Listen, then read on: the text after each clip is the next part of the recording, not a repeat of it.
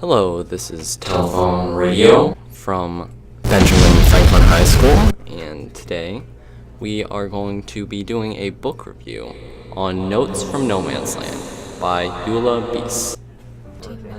So, we have two readers here today who have completed the book, and what I'd like to ask you first is, was this novel enjoyable for the both of you? I think the novel was okay. I feel like the author wasn't really speaking for herself. She seemed to be speaking more for others, where she told part of her story, but it always ends up leading back to other people's story. So for example, when she moved to New York, she mainly focused on like the plumber she met. So when she met the plumber did all these things for her, such as like getting her a fridge and just doing all her chores, mainly because he assumed that she was white when she was a mixed race, and because he was colored, he felt like that's what he was supposed to do. I have to agree with that. The author really only seems to state what she sees or hears of surrounding racial tensions, but she never really mentions like how she herself overcomes that or what she makes out of it. Often she'll make these segregation moments as objectives that she noticed, but never mentions her thoughts fully on the matter. Her perspective was obvious on how she didn't like the segregation or the racism that she experienced or viewed, but she never really said her opinion on it. And she recognizes these issues, but she doesn't want change. For example, in Buxton, it's supposed to be free of segregation, but she doesn't portray it as a utopia. Others portray Buxton as a utopia. She recognizes segregation, but she doesn't really seem to ever really want to, take action. A lot of times she's just stating the issues, but she never really shows any real thoughts on the issues or any ways to alleviate the issues or fix them. You can perceive from the chapter of Buxton that segregation is bad, but she never really says it. And she seems to be holding a lot of guilt, mostly surrounding segregation and racism because of her privilege as a white person, but she never says anything about overcoming that guilt or really coming to terms with it. So in the novel, the author talked about apologizing a lot and how she was holding a lot of guilt, right?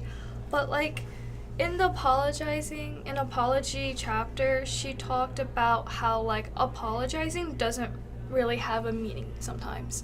When you apologize, it's either for the person you're apologizing to or just to make yourself not feel guilty.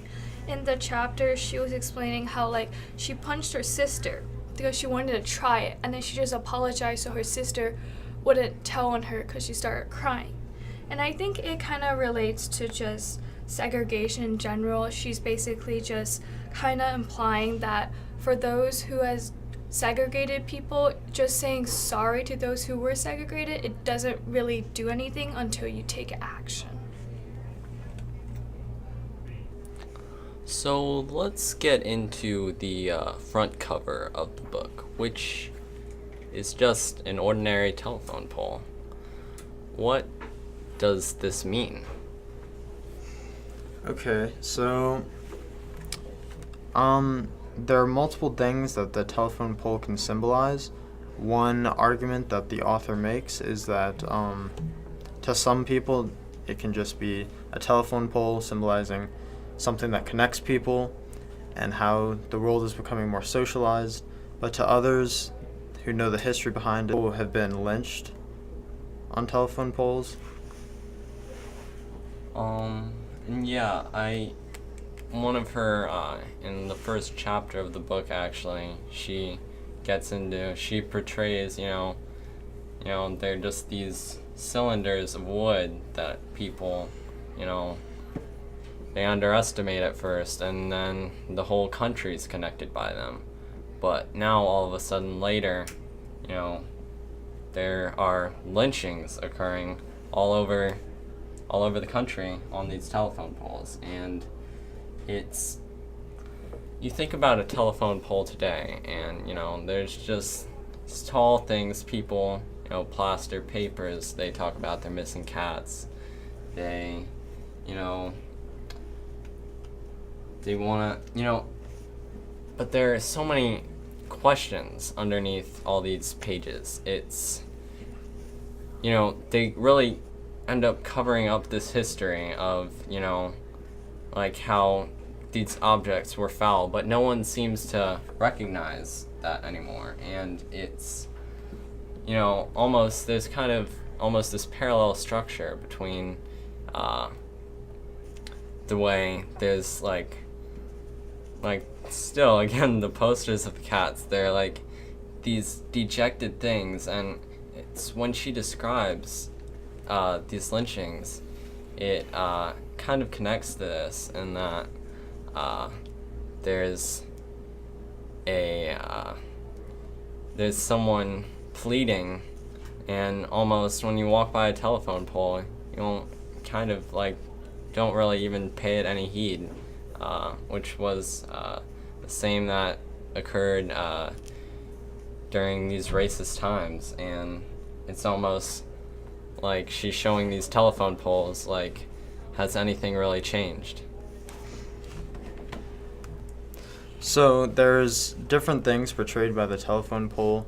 There are the good side of it, which is time and distance is overcome by this connection that everybody has through telephones, and how the world is becoming more connected. But then there's also the scarier side of it, which is the fact that people were hung by these telephone poles. And this is the part that isn't talked about, which is what the author decides to talk about. So in the book they talk about Katrina, and they describe people in New Orleans as savages. So what are your thoughts on your own personal Katrina experience? Is it what the author portrayed in the book? Well, there's a lot. Katrina was a very intense time for all of us. It was the loss of a lot of people's homes, a lot of people's lives, that, they would end up, a lot of them never being able to recover. A lot of people ended up moving away, but it was a very desperate time. And so I don't know that I would really use the word savages, because all humans really have this, we have like certain primal instincts. We have our fight or flight. We have certain things that are tuned into us, to help us survive. And in a situation like Katrina, I don't think within a natural disaster it would really be appropriate to call anyone really a savage. What is everyone's thought of the author calling people in New Orleans savages during Katrina? Katrina was a pretty desperate time for a lot of people, so the word savage wouldn't really describe the situation, because many people had to leave town. Many people never moved back. For instance, I know people who moved to Miami, Florida, and then haven't moved back to New Orleans since. I feel like saying the word savages for labeling people as savages, it like demeanors it. Like, you're not human, right? It sounds like you're animals. I feel like that's like a false accusation a little bit, because during that time, like you said, it was because of it's her hurricane. It's like a disaster. There's a lot of stuff going on. It really is an ignorant statement, because it ignores like all the pain and the grief that people went through during Katrina, because the whole city was flooded. People couldn't get out for weeks even. There were bodies floating around, in the water, and no one was doing anything about it. No one was not really anyone was coming to help, like when people needed it the most. And just to call people savages, like, you ignore all the other stuff that was going on at the same time. and that's very harmful because then if something like that happens again, how do we know people are going to get help?